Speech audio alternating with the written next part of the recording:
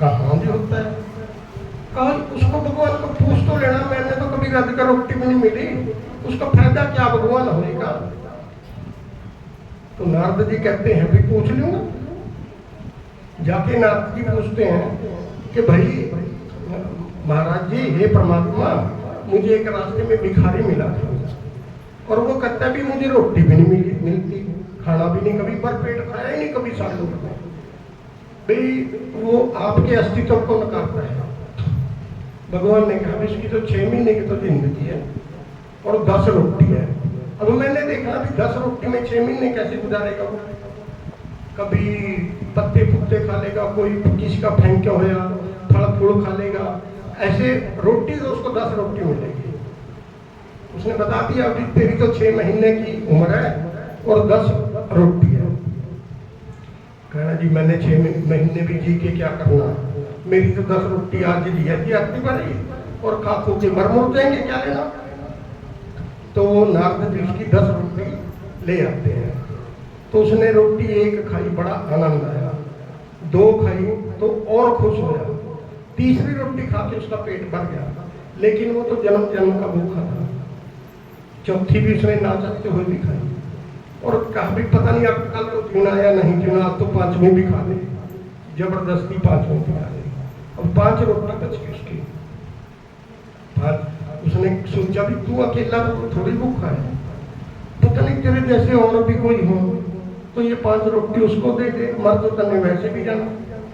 तो उसने वो 5 रोटी किसी को दे दी। इस परमात्मा के ब्रह्मांड का नियम है, कानून है, जो कोई दान देता है उसका 10 गुना कम से कम उसको मिलता है। परमात्मा के नाम की कथा है। तो अगले दिन उसको 500 रोटी मिल गई।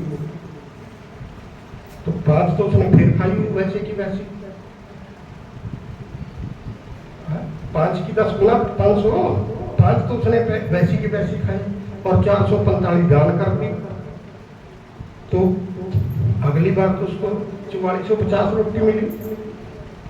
तो उसमें से 5 फिर खाई, वो फिर दान, वहाँ भंडारे चलते हैं हर रोज।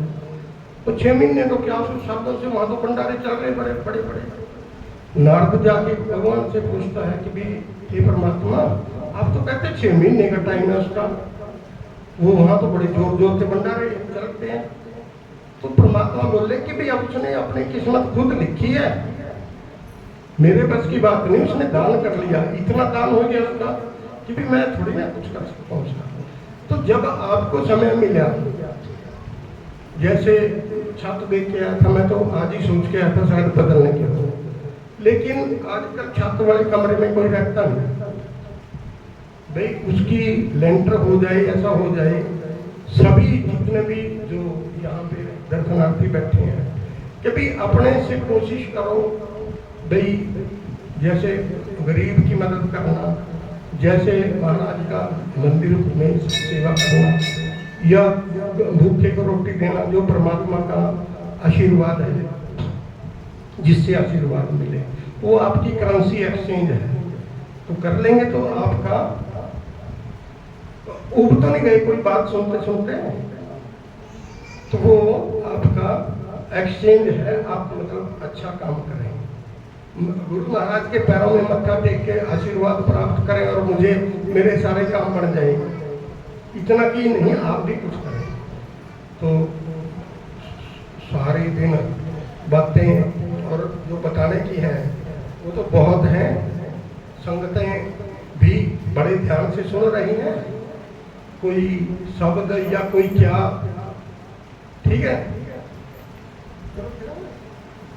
खर्च न फूटे चोर न लूटे, खर्च न फूटे चोर न लूटे, दिन दिन बढ़त सवायो, पायो जी मैंने राम रतन धन पायो, पायो जी मैंने राम रतन धन पायो। पुराने जमाने में फुट्टी कौडी से शुरू होती थी जो करेंसी है, तो कहते मेरे पास तो फुट्टी कौडी भी नहीं है। और जो नोट या चांदी का सिक्का होता था और डर भी लगता था कि अगर ये खर्च हो गया उसमें से ना खर्च ना फूटे, अगर नोट टूट गया तो चल गया सारा, ऐसा माना जाता था। हमने तो नोट देखे हैं, हमारे से पहले चांदी का सिक्का होता था। तो ये कहावत है ओम मीराबाई के टाइम की, खर्च न फूटे चोर न लूटे, खर्च न फूटे चोर न लूटे, दिन दिन बढ़त सवायो पायो जी मैंने राम रतन धन पायो, पायो जी मैंने राम रतन धन पायो। जेब कतरा या चोर लूट लेते थे, तो मीराबाई कहते हैं ये जो गुरुओं का दिया धन है, ये ना तो चोर के लुट्टे से लुटता है और ना ही खर्च करने से उठता है। और ज्यों ज्यों इसकी बातें जितनी आप करेंगे, एक दूसरे से एक्सचेंज करेंगे, तो वो दिन दिन बढ़त सवायो पायो जी मैंने राम रतन धन पायो, पायो जी मैंने राम रतन धन पायो। मतलब जितना भी ज्यादा खर्चेंगे, सत्संग आप जितने भी ज्यादा लगाएंगे, अपने घर में अच्छी बातें जितनी भी ज्यादा करेंगे, तो वो दिन दिन बढ़त सवायो।